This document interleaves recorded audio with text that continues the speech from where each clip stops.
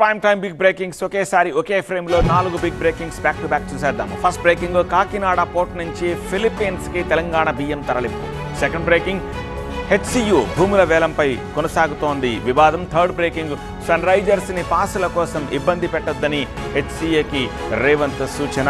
అలాగే fourth breaking, pastor Praveen Vijayawada చేరకముందే bike accident జరిగినట్టుగా నిర్ధారణ.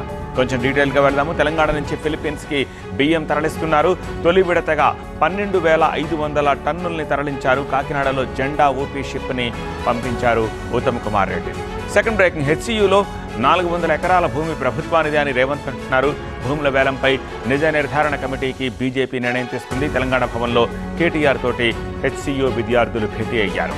థర్డ్ బ్రేకింగ్, హెచ్సిఏ వివాదంపై సీఎం రేవంత్ రెడ్డి సీరియస్ అయ్యారు. ఎస్ఆర్హెచ్ని పాసుల కోసం ఇబ్బంది పెడితే ఊరుకునేది లేదన్నారు. విజిలెన్స్ విచారణకు తెలంగాణ ప్రభుత్వం ఆదేశించింది. ఫోర్త్ బ్రేకింగ్, పాస్టర్ ప్రవీణ్ కేసులో కొత్త కోణం వెలుగులోకి వచ్చింది. విజయవాడ చేరకముందే ఆయన బైక్ యాక్సిడెంట్ అయినట్టు, జర్నీ వద్దన్నా వినకుండా వెళ్లిపోయారని ఎస్ఐ చెప్పినట్టుగా తెలుస్తోంది.